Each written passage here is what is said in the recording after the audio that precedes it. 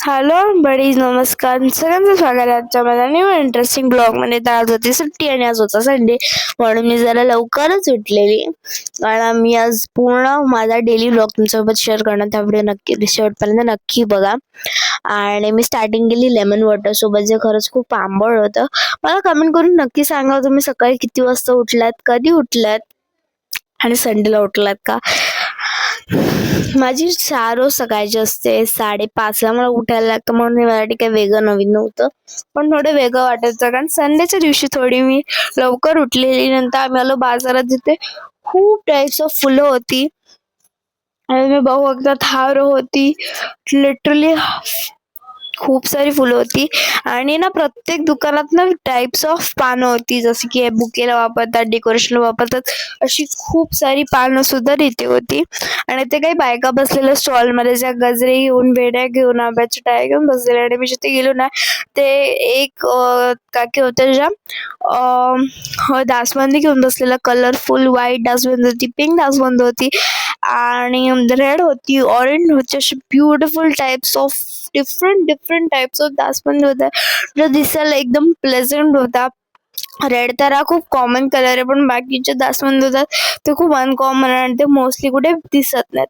तर आम्ही जसं निघालो तसं आमचे सगळ्या दुकान बंद होते आणि सकाळचा एवढा बस स्काय व्ह्यू होता, सगळीकडे झाड होती. आणि मग आमच्या इथे एक देवीचं मंदिर आहे, तर तिथे 5th अॅन्युअल फंक्शन होतं, तर तिथे सगळी तयारी चालली होती. तर बाजारात आल्यावर प्रत्येक दुकानात हार, बुके, ते बघा किती सुंदर सुंदर bouquet, what a pleasant look it was. आणि त्याच्यानंतर इथं सुद्धा डिफरंट 3-4 प्रकारचे तर रोज आहेत. आणि हे जिथे आम्ही गेलो तिथे आम्हाला कळालं की एक असं सुद्धा रोज असतो ज्याचा गुलकंद बनतो, आणि तो रोज सुद्धा होता तिथे. आणि त्याचा सुगंध टिट्टो गुलकंद सारखा येत होता. आणि बघा, हे बघा, बनाना लीफ सुद्धा होता आणि समोर एकदम प्लेझंट हार होता. काय माहिती ज्याने बनवला त्याने एवढा ब्युटिफुल हार कसा बनवला असेल, याला किती मेहनत लागली असेल, आणि सगळंच किती ब्युटिफुल होतं.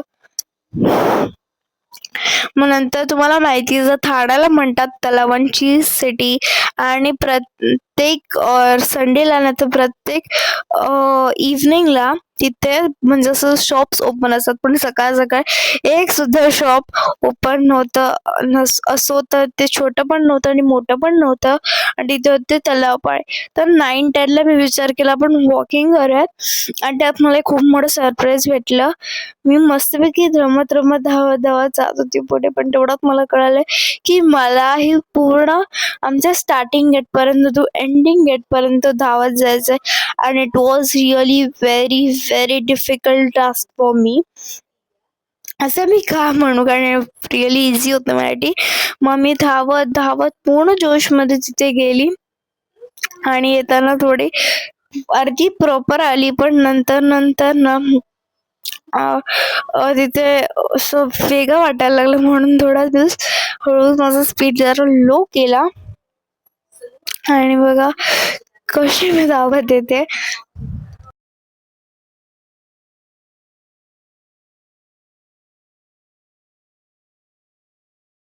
आणि फायनली खूप प्रयासानंतर मी कम्प्लीट केलं, पण नंतर मला नाश्ता केल्यानंतर मला भूक नाही लागली. आणि माझ्या चॅनलवर हा एक व्हिडिओ अपलोडेड आहे, तुम्ही नक्की बघा. आणि मी माझा व्हिडिओ इथेच एंड करते. तर मी एंड केलं वॉटरमेलन सोबत, जे खरंच खूप गोड आणि डिलिशियस होतं. तर आय होप तुम्हाला माझा व्हिडिओला लाईक करा, चॅनल सबस्क्राईब करा. Bye and watch only Kavya for more and interesting videos.